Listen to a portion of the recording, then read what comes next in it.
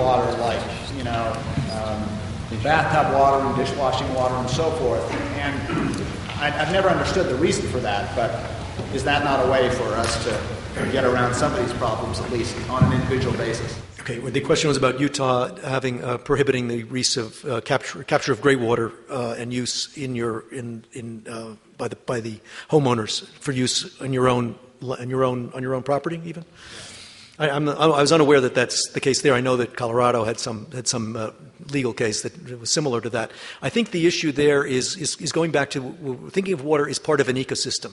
They're thinking that water has to get back into the ground to filter through the ground into the watershed that they then will replenish what are the surface flows and other groundwater aquifers. That's why we do need, in fact, to study the ecosystem as a total holistic package, understanding where the water originates from, the mountain, the snowpack. Luckily, we have a little more as of yesterday, and it runs where it runs off to, and what it replenishes that we don't see beneath the ground, and then who uses it. But that science is beginning. There are models coming, but mostly we're working in ignorance on a lot of it. Yes. You mentioned the energy is very water intensive, and even renewable sources require a lot of energy. I was wondering if you know what energy source is the most efficient for water use, what the recommendation is, what energy source we should pursue. Yeah, the question was that the observation that many of the renewable energy sources are, in fact, 2 to 6 times more energy intensive than conventional energies for the most part. And are there any that we should be pursuing that are not? Look, water there are going to be different solutions. Water, there's no one size fits all to the water problem. Water is everywhere a local phenomenon, and you got to look at the local conditions to what's appropriate. The two renewable energy sources that don't use water currently are photovoltaic solar and wind. Okay, but solar, conventional solar thermal solar that we are using, and was going to be trotted out in the Southwest. It seems like a no-brainer, right? But the amount of water that you need to cool on existing technologies is very large. Now we can improve the cooling systems. And we should improve the cooling systems. But that's why water and energy problems need to be solved very much in tandem. Yes? You talked about the power that India has over Pakistan. And as I understand it, Mexico has used traditionally the Colorado for agriculture, which they're not using so much now. No? No, we have a treaty. No, is that your question? No. No, and I was just curious what the relationship is between the U.S. and Mexico as far as the Colorado is concerned. Okay. On the Colorado, we have a treaty that we mostly violated until they discovered oil in the 1970s, and then we began to honor the treaty. A lot of the water that we were that was going down to Mexico was very saline. And not usable, and they were complaining about that. We have now built actually a desalting plant that's sometimes active, sometimes not active on the Colorado. But what was oddly happening in one case was in Imperial Valley, which is a very farm-rich area on the border between Mexico and California, was receiving a lot of water and had such leaky infrastructure for their channels that a lot of the water was seeping down into the ground and then flowing through into the Mexican side, where the Mexican farmers were pumping it up. So they were actually getting Colorado water river, but not the way that they expected. But since we've made efficiency gains now in the Imperial Valley, because San Diego wanted that water, and we've put in laser technologies to make the canals more efficient and lose less water, the water stopped seeping through to Mexico on that side. So I think we're going back to some desalting of water. The downriver states throughout history are in an uncomfortable position. We have a treaty. Turkey does not have a treaty on the Tigris-Euphrates and refuses to even consider signing the Watercourses Convention of 1997. China will also refuse to sign that as an upriver state. On the Nile right now, they are trying to negotiate a treaty, but Egypt is about to lose its control over what's had for 5,000 years. It's a downriver state. It's used almost all the water, and almost none of the water comes from Egypt. 85% of it comes from Ethiopia, one of the poorest countries on the earth that now has the means and the need to begin to develop some of the water for itself. So it's not comfortable to be a downriver state, and we need to get as much possible to get treaties and cooperation, because there are many mutual benefits to get more water out of the rivers, for example, or the groundwater for that matter, if you cooperate. Yeah. Stephen, I'm curious. You've mentioned Israel a couple of times in terms of how far advanced they are with water and their technology and such. I'm curious to know your opinion in terms of, do you see Israel, or for that matter other countries, becoming more wealthy or powerful global perspective? Israel is in a very arid region, and it's never going to be water wealthy.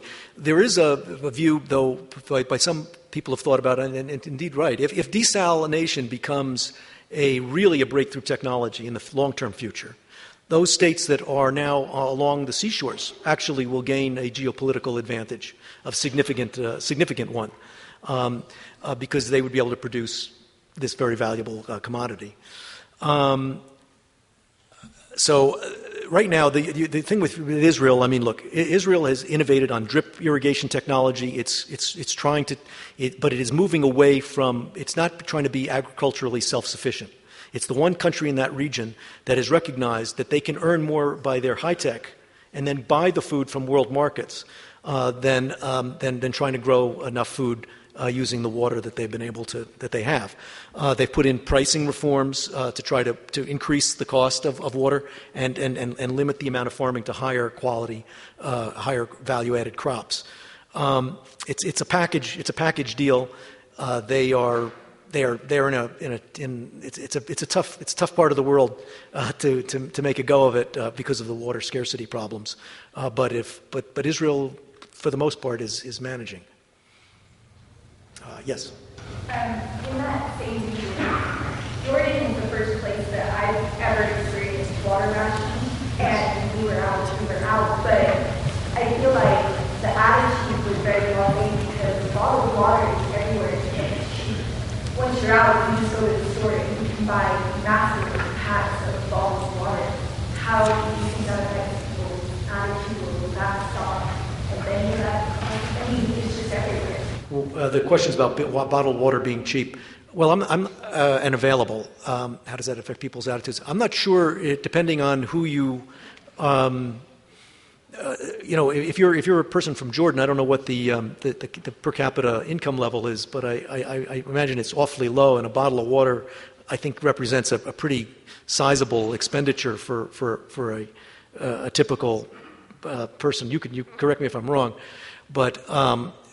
And bottled water is a very inefficient means of getting water to people. Tanking, most countries have water tankers that go around. I mean, New Delhi, for example, people forage for water in the capital city of India. I mean, in an urban city, they have wells in some of the apartment buildings. They have water tankers. There are people selling water on the streets, even in cups. I mean, and then those who can afford it can certainly buy bottled water. Bottled water is also very energy intensive because it has the plastics. It's not a good solution, and it's hopefully one day we'll have clean enough water that we can get in a more economic way. Okay, 2 more questions before we go ahead. Yeah, maybe I missed this, but what percentage of the potable water is still usable? In other words, there's pollution plumes from all the different things in our underground aquifers. I grew up in Michigan, so what happened to the Detroit River, the Cuyahoga River, and all these other rivers that wasn't actually caught on fire.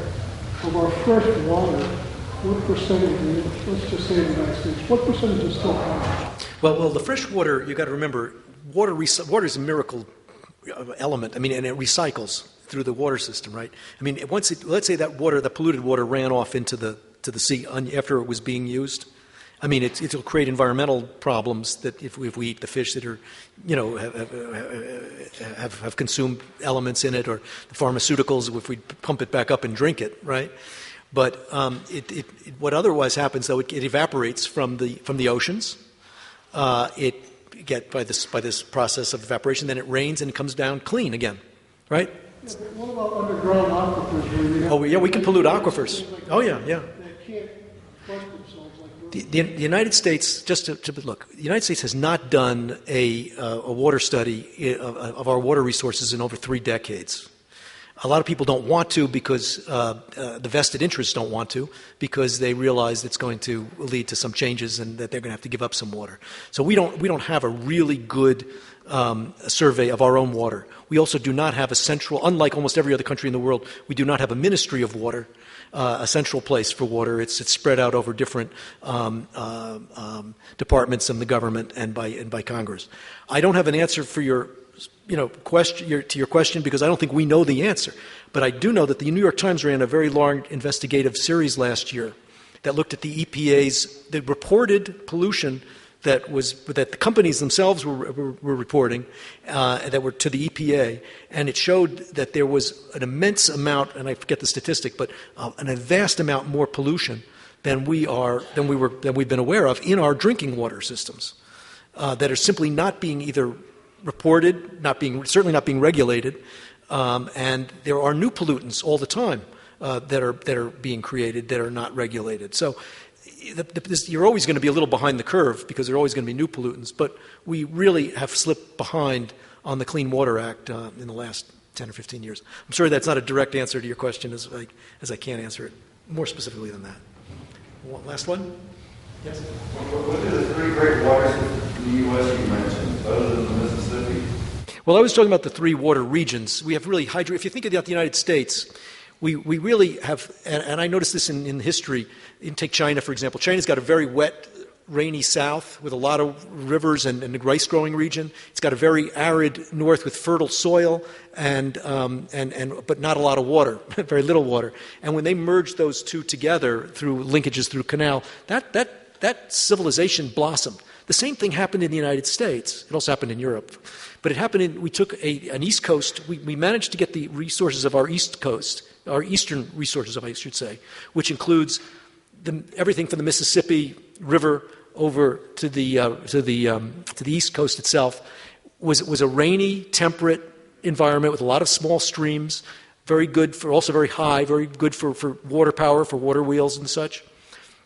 They could power factories, which we did, and also could be used for transport networks, which we did.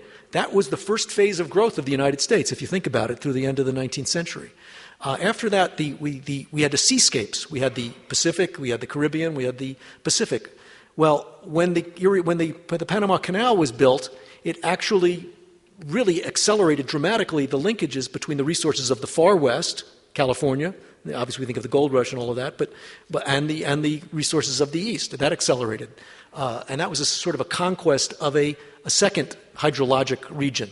And then, of course, the west, in the arid lands, as it was called, were entirely different. And historians like Frederick Jackson Turner pondered this, and they wondered how the individual yeoman spirit could survive in a region where it had to be done by large government projects to irrigate the western lands. Well, we, of course, got the dams were finally invented, the land was irrigated, and we've come up with a various system that has integrated these 3 resources in the kind of system that we have today.